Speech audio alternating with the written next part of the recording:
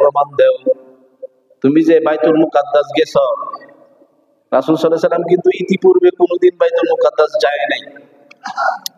তাহলে তুমি যে বাইতুল মুকাদ্দাস গেছো, বলো তো দেখি বাইতুল মুকাদ্দাসের দরজা কয়টা, বাইতুল মুকাদ্দাসের জানালা কয়টা, এটার নমুনা, এটার আকৃতিটা তুমি একটু আমাদের কাছে বলো। রাসূলুল্লাহ সাল্লাল্লাহু আলাইহি ওয়াসাল্লাম বললেন যে আমি এই সময় একটু থমকে গেলাম, আমি তো কোনো সময় বাইতুল মুকাদ্দাসে যাই নাই এর আগে ইতিপূর্বে, আর ওই রাত্রেও যে গেছি, আমি তো বাইতুল মুকাদ্দাস মসজিদের কয়টা দরজা, কয়টা জানালা, কয়টা পিলার আছে, কয়টা খুঁটি আছে, কোথায় কি আছে, এইগুলো হিসাব করার জন্য তো আমি যাই নাই। আমাকে আল্লাহ তাআলা নিয়েছেন, ওখানে নামাজ পড়েছি, অন্যান্য নবীদের সাথে সাক্ষাৎ হয়েছে, এই কাজগুলি আমি করেছি। আমরা যে আমাদের বাইতুল মুকাররম মসজিদে গেছি, কেউ বলতে পারবেন বাইতুল মুকাদ্দাস, বাইতুল মুকাররমের আমাদের বাংলাদেশের জাতীয় মসজিদে জানালা কয়টা, কয়টা গেট, কয়টা গেট হয়তো বলতে পারবো, ঠিক না? কিন্তু জানালা কয়টা, কোন দিকে কি আছে, এগুলো কেউ বলতে পারবো? আমি পারবো না, আমি তো কয়েকবারই গেছি। তো তেমন হতো রাসূল সাল্লাল্লাহু আলাইহি ওয়াসাল্লাম তো এগুলি গণার জন্য যায় নাই, তার কাজ ছিল ওই কাজ করার জন্য গেছে। রাসূলুল্লাহ সাল্লাল্লাহু আলাইহি ওয়াসাল্লাম বললেন যে এই কাফের মুশরিকেরা যখন আমাকে এই প্রশ্ন যখন আমাকে করলো, তখন আল্লাহ রাব্বুল আলামিন ফাতাফতুল বাইতুল মুকাদ্দাসি, রাসূল আল্লাহ রাব্বুল আলামিন বাইতুল মুকাদ্দাসকে আমার সামনে ভিডিওর মতো ধরে দিলেন। সুবহানাল্লাহ। এটা সম্ভব না এখন বুঝা, এখন তো এই কথাটা বোঝানো সম্ভব, ভিডিও দিয়া সারা দেশের সারা বিশ্বের খবর নেওয়া যায়, চাঁদের খবরও নেওয়া যায় ভিডিও দিয়া, না যান্ত্রিকের মাধ্যমে। তো এটা তো এখন বোঝানো সম্ভব। আল্লাহ রাব্বুল আলামিন রাসূলুল্লাহ সাল্লাল্লাহু আলাইহি ওয়াসাল্লামের সামনে বাইতুল মুকাদ্দাসের ভিডিওটাকে এরকম ভাবে ধরে দিলেন, আর বলে রাসূল সাল্লাল্লাহু আলাইহি ওয়াসাল্লাম বলেন, আমি ওই বাইতুল মুকাদ্দাসের দরজাগুলি গনে গনে গনে গনে, একটা একটা করে গনে গনে গনে গনে গনে, এবং জানালাগুলি গনে গনে আমি উত্তর দিয়ে দিলাম। সুবহানাল্লাহ। তো আল্লাহ রাব্বুল আলামিন রাসূলুল্লাহ সাল্লাল্লাহু আলাইহি ওয়াসাল্লামের মেরাজের মাধ্যমে আমাদের এই উম্মতকে সম্মানিত করেছেন। কি করেছেন? এই উম্মতকে সম্মানিত করেছেন 2 লক্ষ বা 1.5 লক্ষ বা 2 লক্ষ নবী পয়গম্বর আল্লাহ রাব্বুল আলামিন দুনিয়ার মধ্যে পাঠাইছেন। কোন নবীদেরকে এই সম্মানে সম্মানিত করেন নাই, এই সম্মানে ভূষিত করেন নাই, শুধুমাত্র কেবলমাত্র আপনার আমার নবী, বিশ্ব নবী হযরতে মুহাম্মদুর রাসূলুল্লাহ সাল্লাল্লাহু আলাইহি ওয়াসাল্লামকে এই মেরাজ করিয়েছেন। এবং এই উম্মতের জন্য আরেকটা সুসংবাদ, রাসূল সাল্লাল্লাহু আলাইহি ওয়াসাল্লাম জান্নাত জাহান্নাম পরিদর্শন করলেন, আল্লাহ তাআলার সাথে সাক্ষাৎ হইল। রাসূল সাল্লাল্লাহু আলাইহি ওয়াসাল্লামের মনটা বড় মলিন, আমার উম্মত মেরাজ থেকে বঞ্চিত। এই জন্য আল্লাহ তাআলা বইলা দিলেন, রাসূল সাল্লাল্লাহু আলাইহি ওয়াসাল্লাম তিনার ভাষায় বলেন, as-salatu mi'rajul মুমিনিন, মেরাজ নামাজ হইল মুমিনদের মেরাজ। নামাজ মুমিনদের, নামাজ হইল মুসলমানদের মেরাজ। কোন ব্যক্তি যদি নামাজের মধ্যে দাঁড়িয়ে যায়, নামাজের মধ্যে জান্নাতের দৃশ্যগুলি সে দেখতে পারবে। কোন ব্যক্তি যদি খালেস নিয়তে খাঁটি ভাবে ইহতিমামের সাথে নামাজের মধ্যে যদি দাঁড়ায়, বলে আল্লাহ রাব্বুল আলামিনের দিদার সে লাভ করতে পারবে। হাদিস শরীফের মধ্যে আছে, তুমি এমন ভাবে ইবাদ আনতা আবুদুল্লাহ কাআন্নাকা তারাহু ফাইন লাম তাকুন তারাহু ফাইন্নাহু ইয়ারা। হাদিস শরীফের মধ্যে আছে তুমি এমন ভাবে আল্লাহ রাব্বুল আলামিনের ইবাদত করো যেন তুমি মাওলাকে দেখতেছো। হাদিস এটা। তো আনতা আবুদুল্লাহ কাআন্নাকা তারাহু, তুমি এমন ভাবে ইবাদত করো, এমন ভাবে নামাজ পড়ো যেন তুমি আল্লাহ রাব্বুল আলামিনকে দেখতেছো। আর যদি তুমি আল্লাহ রাব্বুল আলামিনকে দেখতে না পাও, এমন চক্ষু যদি তোমার তৈয়ার না হয়, এমন কলব যদি তোমার তৈয়ার না হয়, তাহলে মনে মনে এই ধারণা করো আল্লাহ রাব্বুল আলামিন তো আমাদের দিকে তাকায় আছে। আল্লাহ তো আমাদের দিকে তাকায় রয়েছে। এই জন্য কালকে পরশুদিন কয়েকদিন যাবত এই নামাজের মাকরুহগুলি আলোচনা করতেছিলাম। নামাজের মধ্যে তাহলে চুলকানি আসবে না, নামাজের মধ্যে অন্য কোন দিকে ধ্যান যাবে না, অন্য কোন দিকে চক্ষু যাবে না, উপরের দিকেও চক্ষু যাবে না, ডানেও না বামেও না, এইগুলি মাকরুহ। নামাজের মধ্যে এগুলি কি মাকরুহ। নামাজের মধ্যে যদি কারো চক্ষু অন্যদিকে চলিয়া যায়, কারো ধ্যান যদি অন্যদিকে চলিয়া যায়, মনের খেয়াল যদি অন্যদিকে চলিয়া যায়, আল্লাহ রাব্বুল আলামিন ধমক দিয়া বলেন, ও বান্দা তুমি অন্যদিকে তাকাইলা, আমার চেয়েও আরো কোনো সুন্দর কোনো কিছু আছে নাকি? আমার চেয়েও আরো প্রিয় কোনো বস্তু তোমার আছে নাকি?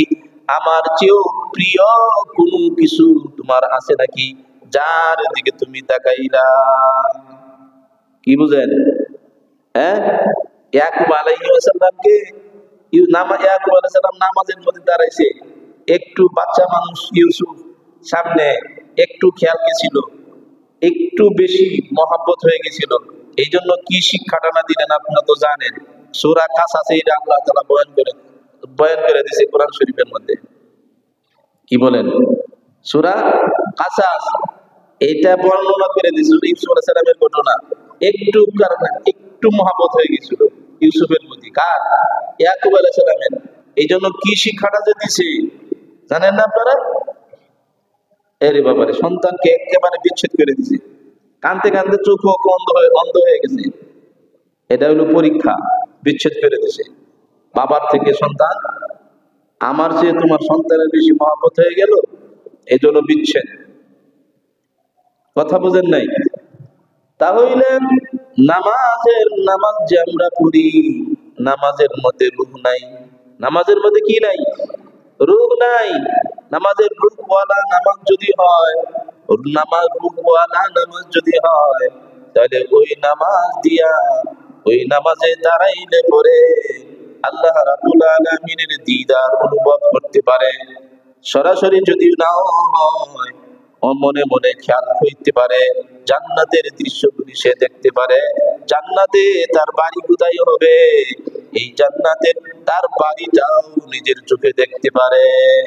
এরকম আল্লাহওয়ালাদের ঘটনা কিতাবের মধ্যে লেখা আছে।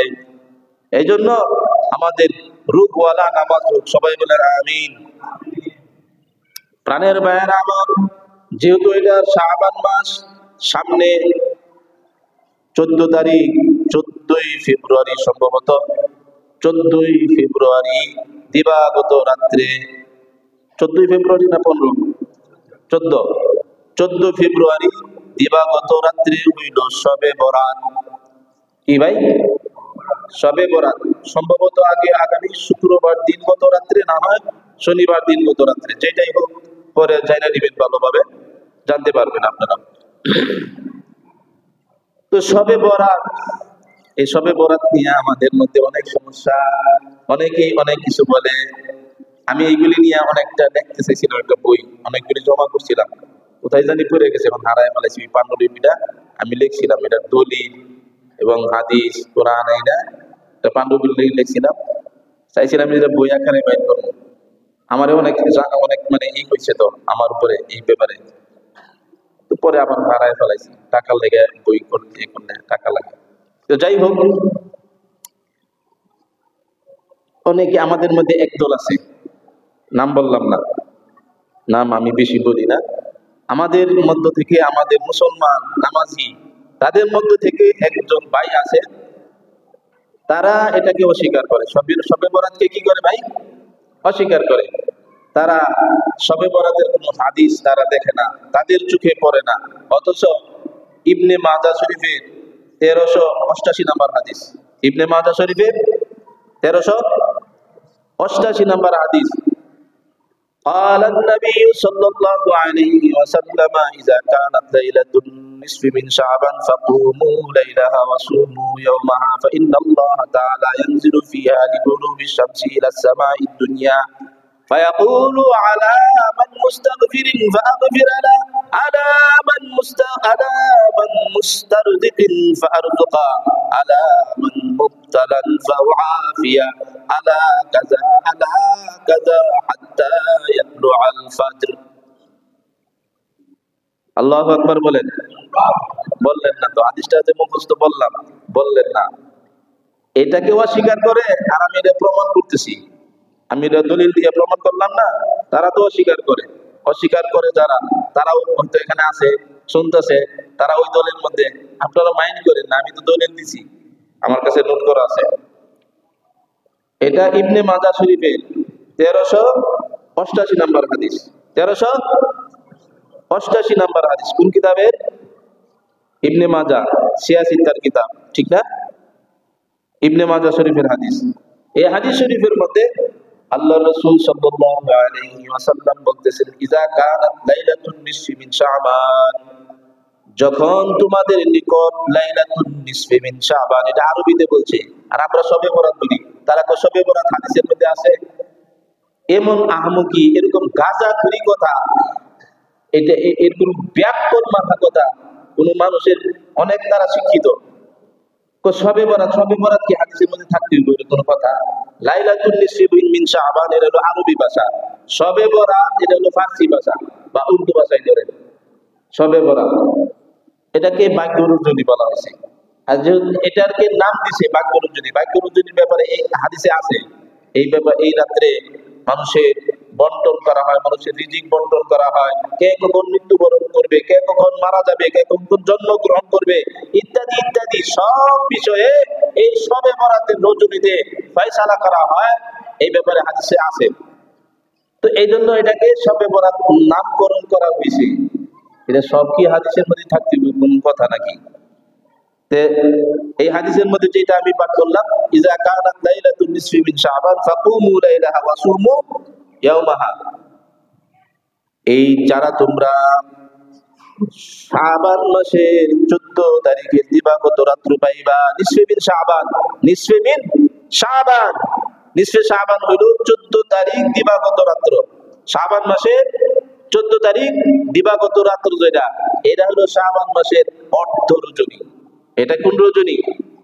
কথা বলেন একটু।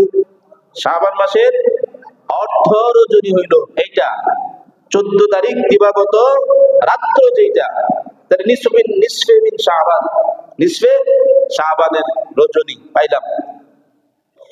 ইযা কানাত লাইলাতুন নিসফি মিন শাবান ফাকুমু ইয়াওমাহা ওয়া ফাকুমু লাইলাহা ওয়া সুমু ইয়াওমাহা, তখন তোমরা রাত্রি জাগরণ করো এবং দিনের বেলায় রোজা রাখো, দিনের বেলায় রোজা রাখো।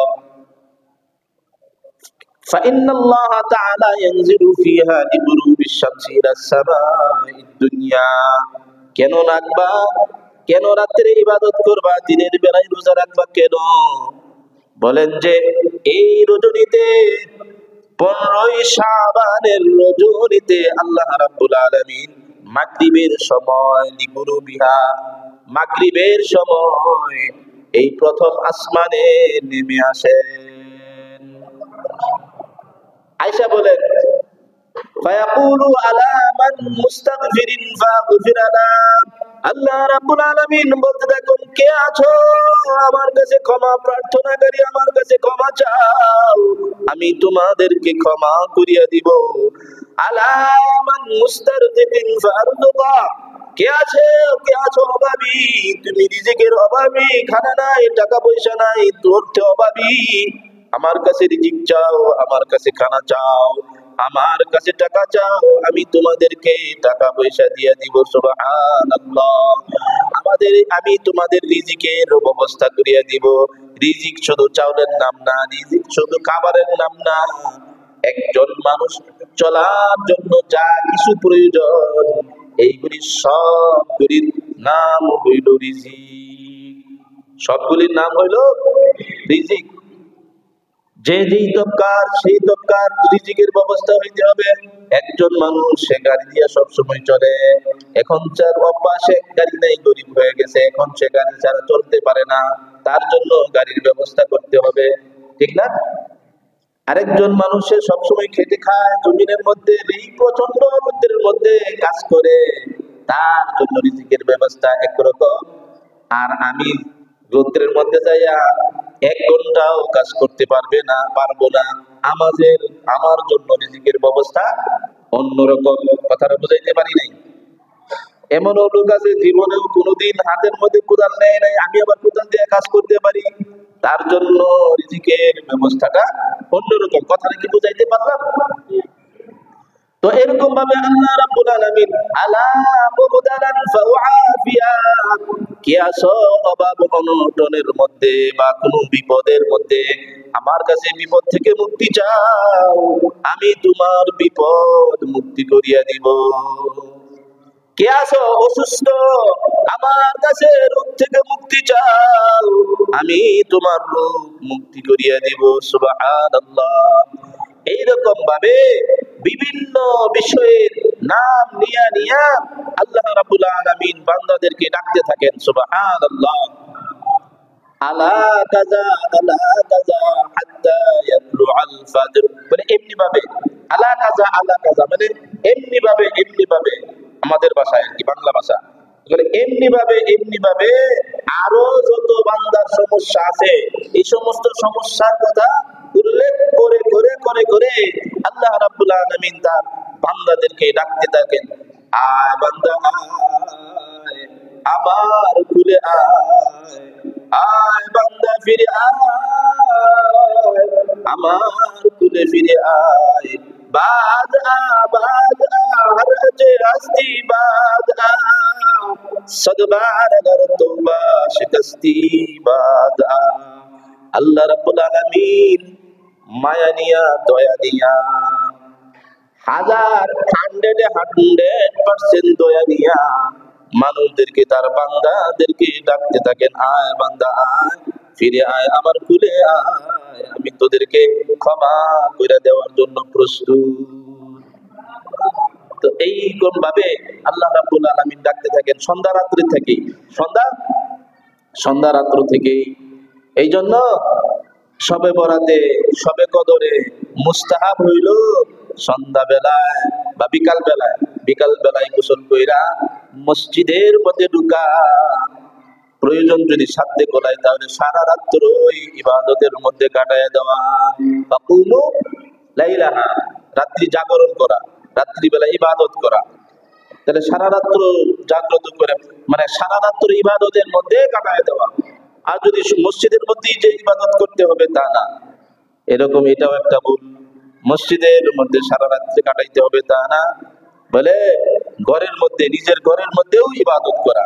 আমরা মনে করি যে মসজিদে ইবাদত করতে হবে না, মসজিদের বাসার মধ্যে জীবনেও নামাজ পড়ে না, বাসার মধ্যেও নামাজ পড়তে হবে। এবং কি সুন্নত নামাজ গুলি তো আসলে বাসার মধ্যেই পড়ার কথা। আমার কি অনেকেই বলে জুম্মার সময় জুম্মার নামাজ পড়ে সালাম ফিরে মানুষ দূর দেয়। আমি মনে করি যে যারা নাকি সালাম ফিরায় দৌড় দেয় চলে যায়, তারা বাসায় যায় সুন্নত গুলি আদায় করবে। মুমিনদের প্রতি ভালো ধারণা রাখা, খারাপ ধারণা না রাখা। কথা বুঝেন নাই? সমস্যা কি? তারা বাসায় যায় সুন্নত পড়বে, মসজিদে সুন্নত পড়ার তো কথা না। আমরা দুর্বল দিকে মসজিদে সুন্নত পড়ি, মসজিদ হইলো শুধু ফরজ পড়ার জন্য, সুন্নত গুলি কোথায় পড়বে? বাসায় পড়বে। তো নফল নামাজ বাসায় পড়তে হবে। হ্যাঁ, যাই হোক, এই বিষয়ে অন্য কথা লম্বা হয়ে যাবে। তো পাইলাম এই হাদিসের মধ্যে ইজা কানাত লাইলাতুন নিসফি মিন শাবান ফাকুমু লাইলান ওয়াসুমু ইয়াওমা ফাইন্নাল্লাহা তাআলা ইয়ানজিলু ফিহা লিতুরুবি শামসি ইলা সামাঈদ দুনিয়া ফায়াকুলু আলা মান মুস্তাqbil ফাআবদির আলা মান মুস্তাqbil ফাআরzuq আলা mubtalan ফাউআফি আলা কাযা হাত্তা ইয়াতলু আল ফাজর। আল্লাহু আকবার বললেন না? আমাকে টেস্ট নাই। এই যে হাদিসটা বললাম, আমার তো হিট লাগতেছে, হ্যাঁ অস্বীকার করে এটাকে। আমি ভালোভাবে মুখস্থ করছি, যে কোনো সময় যাতে বলে দিতে পারি। আপনারা চেত নাই, তারা তো অস্বীকার করে নিয়ে সব অপরাধকে, আর আমি এটাকে সাবিত করলাম, এই হাদিসটা বললাম, আপনাদের মধ্যে চেত নাই। প্রাণের ভাইয়েরা আমার, এই ব্যাপারে আল্লাহ রাসূল সাল্লাল্লাহু আলাইহি ওয়াসাল্লাম আরো বলছেন, মান সামা সালাসাতা আইয়ামিন মিন শাবান বাআসাহুল্লাহু ইয়াওমাল কিয়ামাতি আলা নাকাতিন মিন নূরিল জান্নাহ। আল্লাহ রাসূল সাল্লাল্লাহু আলাইহি ওয়াসাল্লাম হাদিস শরীফের মধ্যে বলছেন, মান সামা সালাসাতা আইয়ামিন মিন শাবান, যেই ব্যক্তি নাকি শাবান মাসে 3টা রোজা রাখবে। কয়টা? আবার বলেন, হাতুড়ে দেখান, সবাই একটু কষ্ট করেন, এভাবে উঠান উপরে। মাশাআল্লাহ। আপনি উঠান না কেন, উপরে উঠান না কেন, এমন ধরে রাখছেন কেন? আপনি বকিল, মাইন্ড করেন না, ডর নাই। আপনি বাবা হাত উঠাইলেন না কেন? আপনি বঞ্চিত হইলেন। আপনি যেরকম, আপনাদের কাছে যেরকম ভিডিও আছে, ফেরেশতারা ভিডিও করতেছে না, আর এমনি বলছে, আমি বলছি হাত উঠে দিন, এমনি বসে রয়েছে, আর আরেকজন হাত এমনি ধরছে। কেন আপনি হাত উঠে এত কষ্ট করেন? এমনি উঠান। ফেরেশতারা ভিডিও করতেছে না, ফেরেশতাদের ভিডিও আছে না, আপনার ভিডিও আছে, ফেরেশতাদের ভিডিও নাই না? ফেরেশতাদের ভিডিও বানাইতে না, এদের অটো ভিডিও করা আছে, অটো মেশিন ফিট করা আছে। বুঝেন নাই কথা? একটু কষ্ট করেন। কয়টা? মান সামা সালাসাতা আইয়ামিন মিন শাবান, সালাসা, যেই ব্যক্তি নাকি শাবান মাসে 3টা রোজা রাখবে। কয়টা? যেই ব্যক্তি শাবান মাসে 3টা রোজা রাখবে, আল্লাহ রাব্বুল আলামিন ওই ব্যক্তিকে কিয়ামতের ময়দানে বেহেশতি উটনের উপর সওয়ার করাইয়া বেহেশতের মধ্যে চড়াইবেন। আবার বলছি, আই এম রিপিট, যেই ব্যক্তি শাবান মাসে 3টা রোজা রাখবে, কাল হাসরের ময়দানে আল্লাহ রাব্বুল আলামিন ওই ব্যক্তিকে বেহেশতি উটের মধ্যে আরোহণ করাইয়া বেহেশতের মধ্যে উঠাইবেন। এইবার সুবহানাল্লাহ বলছেন, মাঝে মধ্যে এরকম বলবেন, তাহলে মনে খুশি লাগবে, বয়ান করতে জোশ লাগবে। ঠিক আছে তো? আল্লাহ রাব্বুল আলামিন আমাদেরকে আমল করার জন্য তৌফিক দান করুক। সবাই বলি আমিন। প্রাণের ভাইয়েরা আমার, রাসূলুল্লাহ সাল্লাল্লাহু আলাইহি ওয়াসাল্লামের কাছে সুইলা নবী সাল্লাল্লাহু আলাইহি ওয়াসাল্লাম আইয়ু সাওমি আফদালু বা'দা রমাদান, ফাকালা শাবান লিতা'যীমি রমাদান। রাসূলুল্লাহ সাল্লাল্লাহু আলাইহি ওয়াসাল্লামের কাছে সাহাবায়ে কেরাম জিজ্ঞেস করলেন, ইয়া রাসূলুল্লাহ, ইয়া হাবিবাল্লাহ, রমজানের পরে কোন রোজাটা সবচেয়ে উত্তম? রাসূলুল্লাহ সাল্লাল্লাহু আলাইহি ওয়াসাল্লাম বললেন, শাবান মাসের রোজা রমজান মাসের সম্মানার্থে। কি বললাম? আই এম রিপিট, রাসূল সাল্লাল্লাহু আলাইহি ওয়াসাল্লামের কাছে সাহাবায়ে কেরাম প্রশ্ন করলেন, ইয়া রাসূলুল্লাহ, রমজানের পরে কোন রোজাটা উত্তম? রাসূল সাল্লাল্লাহু আলাইহি ওয়াসাল্লাম বললেন, রমজানের সম্মানার্থে শাবান মাসের রোজা রমজানের পরে সর্বোত্তম। তাহলে রোজা রাখবো তো ইনশাআল্লাহ? তাদের কথা শুনবো না তো? যারা এটাকে অস্বীকার করে তাদের কথা শুনবো না তো? প্রাণের ভাইয়েরা আমার, আরেকটা হাদিস বলি, আল্লাহ রাসূল সাল্লাল্লাহু আলাইহি ওয়াসাল্লামের কাছে সাহাবায়ে কেরাম জিজ্ঞাসা করলেন, প্রশ্ন করলেন, ইলা ইয়া রাসূলুল্লাহ, আইয়ু দুআই আসমাউ আই আকবালু আই আফদালু? ক্বালা জাওফুল লাইলিল আখিরি ওয়া দুবুরা সালাওয়াতিল মাকতুবাত।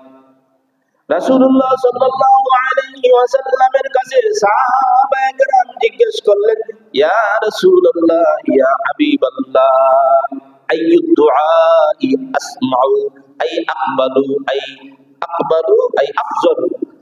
আসমাউ আই আকবালু আই আফজালু মানে আল্লাহ তাআলার নিকট সবচেয়ে উত্তম উত্তম দোয়া কোনটা, কোন সময় দোয়া কবুল হয়, দোয়া কবুলের সময় কোনটা? রাসূলুল্লাহ সাল্লাল্লাহু আলাইহি ওয়াসাল্লাম বললেন, জাওফুল লাইলিল আখিরি, শেষ রাত্রির দোয়া। কোন দোয়া? শেষ রাত্রির দোয়া। এমনি তো আমরা তাহাজ্জুদ করতে পারি না, শেষ রাত্রে উঠতে পারি না, অলস মানুষ। রাত্রে এখন যে সময় হয়েছে, এটা এই দোষে আমাদেরও পাইছে। রাত্রে 12টার নিচে ঘুমানো যায় না। কারণটা কি? আগে তো দেখছি সন্ধ্যা হওয়ার পরে দেয় ঘুমের প্রস্তুতি, এখন 12টা বাজে যায় ঘুমাইতে ঘুমাইতে। কেমনে যে কইতে সময় যায়, একটু পড়তে বইলে পড়ি, আবার পড়তে বইলে সময় চলে যায়। যাই হোক, তো শেষ রাত্রে আর উঠা হয় না। এই যে শেষ রাত্রে আমরা উঠতে পারি না, তাহাজ্জুদ নামাজ আমাদের পড়ার দরকার। কম পক্ষে হইলেও তো এই কিছু বিশেষ সময়, বিশেষ রজনী আল্লাহ রাব্বুল আলামিন আমাদের জন্য দিয়া দিয়েছেন। এই জন্য আল্লাহ রাব্বুল আলামিন আমাদের জন্য দিয়া দিয়েছেন, এটার শুকরিয়া আদায় করার দরকার। এই রজনীগুলিতে আমাদেরকে ইবাদত করার দরকার। করব তো ইনশাআল্লাহ। আল্লাহ তাআলা আমাদের সবাইকে এই রজনীগুলিতে আমল করার তৌফিক দান করুন। প্রশ্ন করা হলো, কোন দোয়াটা, কোন সময় দোয়া কবুল হয়, উত্তম সময় কোনটা? একটা হইল জাওফুল লাইলিল আখির, শেষ রজনীতে দোয়া করা। ওয়া দুবুরা সালাওয়াতিল মাকতুবাত, প্রত্যেক ফরজ নামাজের পরের দোয়া। প্রত্যেক ফরজ নামাজের পরের দোয়া। এটা তিরমিজি শরীফের হাদিস। তাহলে এখানে কি পাইলাম? দুইটা কথা পাইলাম। এই হাদিস থেকে কয়টা পাইলাম? দুইটা বিষয় জানতে পারলাম। একটা হলো শেষ রাত্রে দোয়া কবুলের সময়, শেষ রাত্রে দোয়া কবুল হয়। আরেকটা পাইলাম, প্রত্যেক ফরজ নামাজের পরে দোয়া কবুল হয়। তাহলে ফরজ নামাজের পরে দোয়া করুন যাইবো না? ফরজ নামাজের পরে দোয়া করুন যাইবো না নাকি যাইবো? ফরজ নামাজের পরে দোয়া করা অবশ্যই যাবে, অবশ্যই যাবে, অবশ্যই যাবে, 100% যাবে। আমি মাঝে মধ্যে আমার যে কোনো মসজিদে আমি নামাজ পড়াই। আমি কোনো মসজিদের কমিটির কথা ইমামতি করি না, মাইন্ড করবেন না, ডোন্ট মাইন্ড করবেন না। কমিটির কথা আমি ইমামতি করি না। কমিটির মতো বলবে, আমি আমার মতো ইমামতি করি। কমিটির মতো ইমামতি করলে কমিটির তো সবাই বোঝে না, সবকিছু বোঝে না, বুঝে? এই জন্য আমি কমিটির কথা ইমামতি করি না, আমি আমার মতো ইমামতি করি। তারা অনেক কথাই বলবে। তো আমি যেই কোনো মসজিদে নামাজ পড়াই, আমি মাঝে মধ্যে দোয়া ছেড়ে দিই নামাজের পরে। মাঝে মধ্যে অল ক্লিয়ার কথাটা বুঝেন ভালোভাবে, গুরুত্বপূর্ণ কথা। আমি মাঝে মধ্যে নামাজের পরে, ফরজ নামাজের পরে দোয়া ছেড়ে দিই, কিন্তু আমি ফরজ নামাজের পরে দোয়া করি। এই যে সাবিত করলাম, দলিল দিলাম তো। আমি ফরজ নামাজের পরে দোয়া কবুল হয়, আমি পড়িও তো, কিন্তু মাঝে মধ্যে ছেড়ে দিই। কেন? এই জন্য যে কিছু লোকেরা এটাকে ওয়াজিব মনে করে, ইমামতি সইলা যায়। ফরজ নামাজের পরে দোয়া ছেড়ে দিলে, যদি একদম যদি দোয়া না করে, সেটা তার অন্য কথা। তা আমি দোয়া করি, তাহলে আপনি এই ব্যাপারে মুশকিল করবেন কেন? এই ব্যাপারে কথা বলবেন কেন? ঠিক না? তো বুঝতে হবে, মাথার মধ্যে কিছু বিলু থাকতে হবে, মাথার মধ্যে বুঝ থাকতে হবে, এরপরে কথা দিতে হবে। আপনি যে কথা বলবেন হিসাব করে বলতে হবে। কথাটা যে বলছেন, এই কথাটা হিসাব করে বলতে হবে। তো যেহেতু আমি ফরজ নামাজের পরে দোয়া পড়ি, তাহলে দেখুন আর কোনো কথা থাকতে পারে না। নামাজের মধ্যে ছেড়ে দিই কেন? এইটাকে ফরজ মনে করে। কি করবে এটাকে? জনসাধারণ তো সবাই বুঝে না, এটাকে মনে করবো ফরজ। এটা তো ফরজ। এটা কি নামাজটা কি, দোয়াটা কি নামাজের সাথে সম্পৃক্ত? দোয়া করা ফরজ নামাজের পরে, এই যে হাদিসের মধ্যে আছে, নামাজের পরে নাকি নামাজের মধ্যে? নামাজের মধ্যে দোয়া আছে, আল্লাহুম্মা ইন্নী যালামতু নাফসি যুলমান কাসীরা, আছে না? আছে না? নামাজের মধ্যে দোয়া আছে না? আছে। কিন্তু এই হাদিসটা যেটা আছে, নামাজের পরে নাকি নামাজের মধ্যে? নামাজের পরে। নামাজের পরে যদি দোয়া পড়ি, তাহলে মাঝে মধ্যে ছাইড়ে দিই কেন? এটাকে সাধারণ মানুষ ফরজ মনে করে, ওয়াজিব মনে করে। করতেই হবে ফরজ নামাজের পরে দোয়া, না হলে ইমামতি চলবো না, না হলে হুজুর ইমামতি করতে পারবো না, বলে না? আপনাদের এখানে না বলুক, অন্য জায়গায় বলে আর কি। আমি তো আপনাদের উপর নিয়ে আর শুধু ওয়াজ করি না, অন্যদের কথাও তো বলি। তো অন্য জায়গায় বলে, এরকম আমার জীবনে গেছে, আছে। তো ওনারা বলে ইমামতি থাকবো না ফরজ নামাজের পরে দোয়া করলে। এই যে গুরুত্বটা তারা দিল, ফরজ নামাজের পরে দোয়া করে, এটাকে ফরজ মনে করে বানায় বানাইলো, এটাকে ওয়াজিব বানায় বানাইলো। আবার আরেকজন আছে ফরজ নামাজের পরে দোয়া নাই। তো এই হাদিস কি সাবিত করতে পারবো যে রাসূল সাল্লাল্লাহু আলাইহি ওয়াসাল্লাম ফরজ নামাজের পরে দোয়া করছেন? তাহলে আপনি একটা হাদিস সাবিত করে দেন রাসূল সাল্লাল্লাহু আলাইহি ওয়াসাল্লাম ফরজ নামাজের পরে দোয়া করতে নিষেধ করছেন। এই একটা হাদিস সাবিত করেন, আপনি প্রমাণ দেন। যেহেতু আমি রাসূল সাল্লাল্লাহু আলাইহি ওয়াসাল্লাম ফরজ নামাজের পরে দোয়া করছেন এই ব্যাপারে হাদিস দিতে পারবো না, আপনি বলতেছেন, তাহলে আপনি একটা হাদিস দেন রাসূল সাল্লাল্লাহু আলাইহি ওয়াসাল্লাম নামাজের পরে দোয়া করতে নিষেধ করছেন, এরকম একটা হাদিস দেন। তাইলে কথাটা বুঝাইতে পারি নাই, মানে বুঝছেন আমার কথাটা? তাহলে হাদিস তো আছে, রাসূল দোয়ার পরে, ফরজ নামাজের পরে কি হয়? দোয়া কবুল হয়। সুতরাং ফরজ নামাজের পরে দোয়া করবো, কিন্তু এটা নিয়ে বাড়াবাড়ি করবে, এটা নফল, মুস্তাহাব, মুস্তাহসিন, উত্তম, করলে ভালো, না করলেও কোনো সমস্যা। All clear? ফরজ নামাজের পরে দোয়া করলে ভালো, সব আছে, না করলে এটা নিয়ে বাড়াবাড়ি করা যাবে না। আমি ইমাম সাহেব, যেহেতু আপনাদের এখানে যতদিন থাকি ততদিন আমি ইমাম, আমি মাঝে মধ্যে ছেড়ে দেবো। এই জন্য আপনারা আবার ইশকাল করবেন না, বলবেন না হুজুর তো ওয়াহাবি। হুজুর আমি কি ওয়াহাবি নাকি? হুজুর ওয়াহাবি, দোয়া না বললে ওয়াহাবি হয়ে যায়, এরকম কোনো কথা বলা যাবে না। এইগুলি অতিরঞ্জিত। আল্লাহ তাআলা আমাদেরকে যেই কথাগুলি বললাম সবাইকে বুঝার জন্য তৌফিক দান করুক, সবাই বলে আমিন। এবং আগামী শবে বরাতে শাবানের 15ই শাবানে রজনীতে ইবাদত করার তৌফিক দান করুক, সবাই বলে আমিন। ওয়া আখিরু দাওয়ানা আলহামদুলিল্লাহি রাব্বিল আলামিন। 4 রাকাত।